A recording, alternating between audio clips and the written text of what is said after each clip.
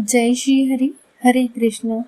स्वागत है आपका भक्ति ज्ञान परिवार में, जहाँ हर कथा में छिपा है ईश्वर का अमृतमय संदेश। कार्तिक मास की इस पवित्र श्रृंखला में आज हम पहुँचे हैं चतुर्दशी तिथि, भगवान शिव और भगवान श्री कृष्ण की कृपा से भरी कथा पर। तो आइए श्रद्धा, विश्वास और प्रेम के साथ आरंभ करें आज का अध्याय। कार्तिक मास चतुर्दशी कथा, कहानी जो सुनने मात्र से ही पापों का नाश करती है और मोक्ष का मार्ग दिखाती है।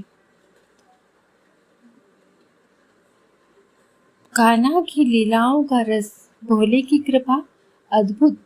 चतुर्दशी को जो करे भक्ति, हो जाए हर मनोकामना पूर्ण, हर संकट का हो नाश, चतुर्दशी की है बात।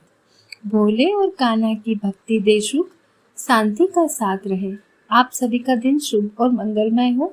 कार्तिक मास की 24वीं तिथि यानी चतुर्दशी तिथि भगवान शिव और भगवान श्री कृष्ण की विशेष कृपा का दिन। इस दिन व्रत और पूजा करने से भक्तों के सभी प्रकार की कठिनाई से मुक्ति मिलती है।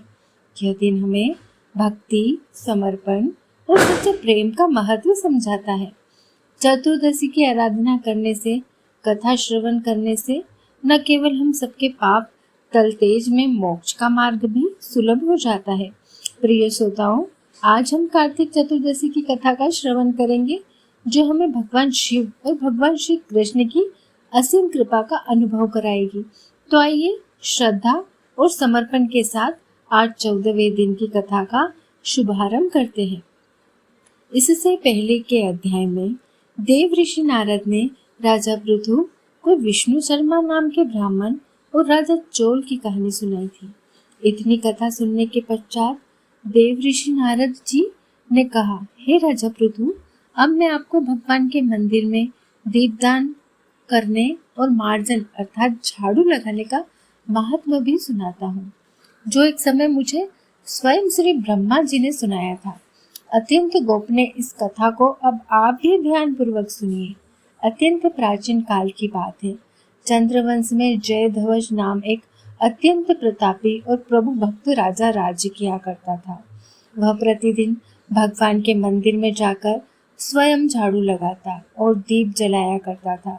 एक दिन विधिहोत्र नामक राज पुरोहित स्वयं राजा को यह कार्य करते हुए देखकर विस्मय से पूछने लगे कि हे राजन, भगवान को प्रसन्न करने के लिए और भी अनेक भक्ति युक्त कार्य हैं, फिर भी मंदिर में आप स्वयं सफाई करके और दीप जलाने में इतनी श्रद्धा क्यों रख रहे हैं? इतनी अधिक श्रद्धा का क्या रहस्य है? राजा ने हाथ जोड़कर अत्यंत विनम्र भाव से कहा, महाराज, इस संबंध में मेरे पूर्व जन्म का एक अत्यंत विस्मयकारी इतिहास है, जो भगवान की कृपा से मुझे इस जन्म में भी याद है। अगर आपका आदेश हो तो वह घटना मैं आपको भी सुनाऊं। पूर्व जन्म की वह घटना सुनाते हुए राजा जयध्वज ने कहा, सतयुग में सौरोचिस मनवंतर में वेद वेदांग को जानने वाला एक ब्राह्मण था, जो अत्यंत विद्वान होते हुए भी दुष्कर्म में लिप्त रहता था। उसके खोटे कर्मों के कारण उसके बंधु बांधव ने उसका परित्याग कर दिया था। एक दिन भूख प्यास से अत्यंत दुखित होकर वह घूमता फिरता नर्मदा नदी के तट पर जा पहुंचा और वहीं पर उसने अपने प्राण त्याग दिए। उसकी पत्नी भी व्यभिचारिणी थी, इसलिए उसके बंधुओं ने उसे भी घर से बाहर निकाल दिया। उसी के गर्भ से अत्यंत पापी मैं उत्पन्न हुआ। उस जन्म में मेरा नाम दंडकेतु था। दूसरों की पत्नियों, वेश्या और धन के लिए मैं गो, पशु और अनेक मनुष्यों की हत्या तक की और इस प्रकार पाप पूर्ण जीवन में बिताता रहा। एक रात को किसी दूसरे की स्त्री से भोग करने की इच्छा से मैं एक सने मंदिर में गया। वहां जाकर मैंने वस्त्र से वह स्थान साफ किया और दीपक जलाया। उस सुने मंदिर में दीपक जलता देखकर ग्राम रक्षक वहां आ गए और मुझे चोर या डाकू समझकर उन्होंने लाठियों से मुझ पर इतने प्रहार किए कि मेरी मृत्यु हो गई।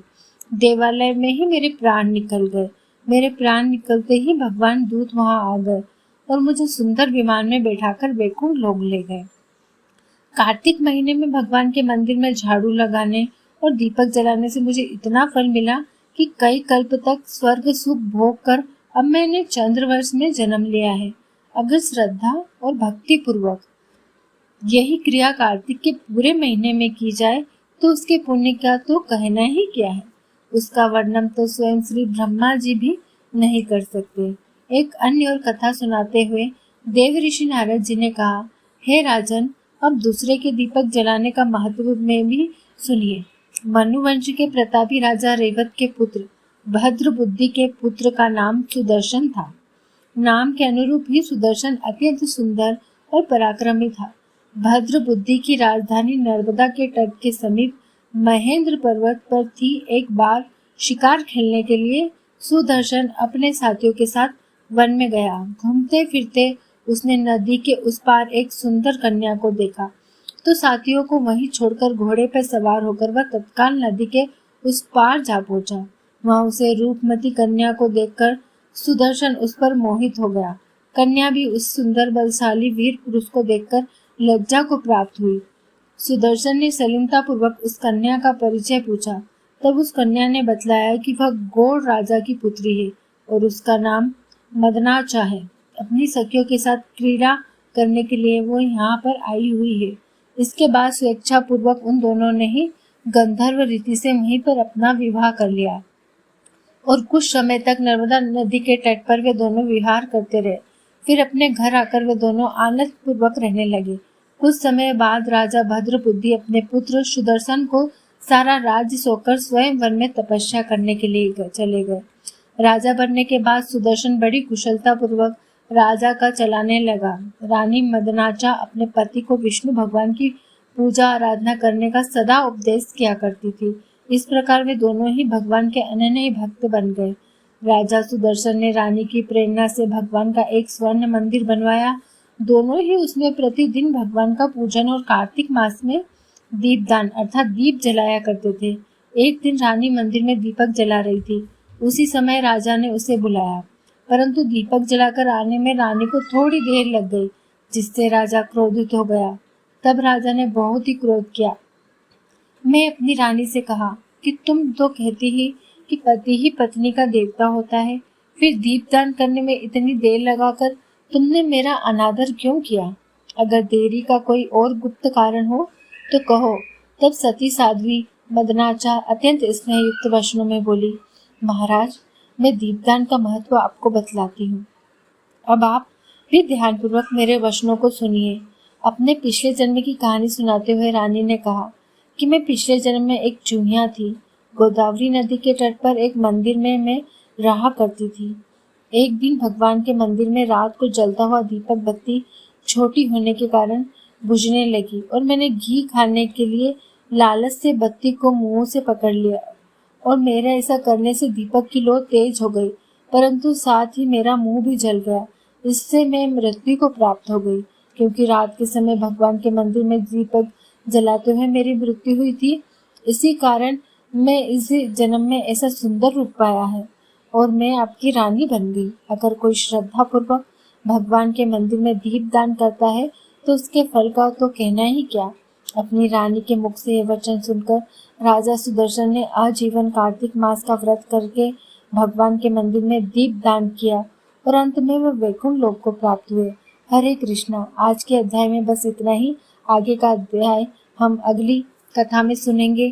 तब तक सुनिए आप श्री तुलसी चालीसा का पाठ व तुलसी आरती। जय श्री कृष्ण। तुलसी भगवती सत्य सुखदानी, नमो नमो हरि प्रेषी श्री वृंदावन खानी।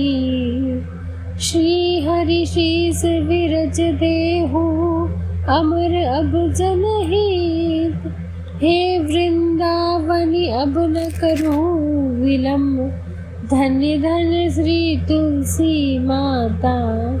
महिमा अगम सदा श्रुति का, हरि के प्राण हो सो तुम प्यारी। हरहि है तू किन्हो तूप भारी, जब प्रसन्न हो दर्शन दीन हो। तब कर चोरी विनय उसकी हो, हे भगवंत कंदमम होत। दीन जानी जानी छाड़ से सुनी, तुलसी की बानी, दिन हो श्राप कद पर आनी, उष आयोग वर मांग हारी, होय बिटप तुम जड़ धनुधारी, सुनि तुलसी ही श्रवते ही ठामा, करहु वास सुनी चन धामा, दियो वचन हरि तब तत्काला, सुनहि सुन मुख जानी हो ब्याला, समय पायो रोपति तोरा, बुझहि आस वचन सब मोरा, तब गोकुल मह गोबुत धामा, तासु भई तुलसी दुबावा, कृष्ण था सास लीला के माही, राधे शक्य प्रेम लखिन ही, दियो श्राप तुलसी तत्का, नर लोकिन तुम जन मोह बाला, यो गोप दानव राजा, शंखचूर नामक सिर ताजा, तुलसी भता सुखी नारी, परम सती गुण रूपकारी, अशहे कल्प बत तया अल्पत्र जी जन्म तब भयो, वृंदा नाम भयो तब को, असुर जलंधर नाम पति को, कर अति द्वंद अतुल बलधामा, किना शंकर से संग्रामा, जब निज सेन सहित शिव हारे, मरही तब हर हरि पुकारे, पतिव्रता वृंदाती नारी, को न सके ही संगहारी, तब जलंधर ही वेश बनाई, वृंदा डिंग हरि पोछे जाई, शिव हित लही हितकारी, प्रसंगा क्यों सतीत धर्म तो ही भंगा, भयो जलंधर कर संहारा, सुनी उर्षो पुकारा ही, कन्ने दियो कपट वितारी, लखी वृंदावन दुख गिराचारी, जलंधर जस हत भीता, सोई रावण तस हरे सीता, अस बस्तर समहर्त तुम्हार, धर्म कम पति है सहारा, यही कारण लही लाभ श्राप हमारा, होवे तनु भाषण तुम्हारा, सुनि हरि तुरंत ही वचन उजारे, दियो श्राप भी ना उजारे। जय जय श्री कृष्णा। आइए अब प्रारंभ करते हैं तुलसी चालीसा की आरती। तुलसी चालीसा पढ़ रही तुलसी तरु ग्रहधारी, दीन दाप करु पुत्र फल पावत, बंध नारी सकल दुख दरिद हरिहारी, वे परम प्रसन्न अशाय धन जाही, करह बसुहा पुन अत्र लाही, अभित फल जगत मही पाई, पूर्ण सब काम जग में लाही, जतल अहि तुलसी तसब बसी, हरि राम तुलसी महिमा नाम, लख तुलसी सोत सुख राम, मानस चालीसा रखो जगदारा, तुलसीदास प्रेम से बोली है जय तुलसी मैया की। अब तुलसी माता की आरती।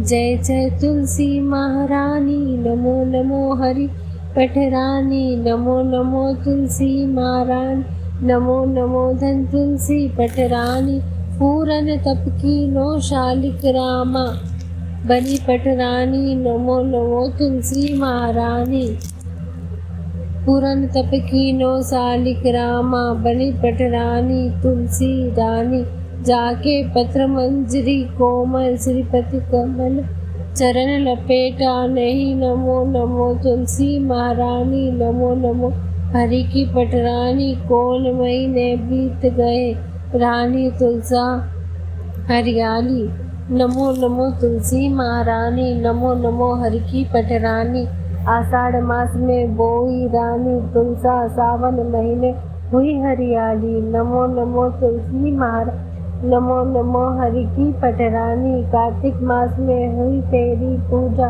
मगसीर मास हुए पटरानी, नमो नमो तुलसी महारानी, नमो नमो हर हर की पटरानी, धूप नैवेद्य आरती पुष्पन की वर्षानी, 56 भोग 50 व्यंजन बनी तुलसी हरि एक मानी, जो तुलसी को सवेरे गाए श्री कृष्ण के दर्शन पाए, जो तुलसी को दोपहर गाए खीर खांड का भोग लगाए।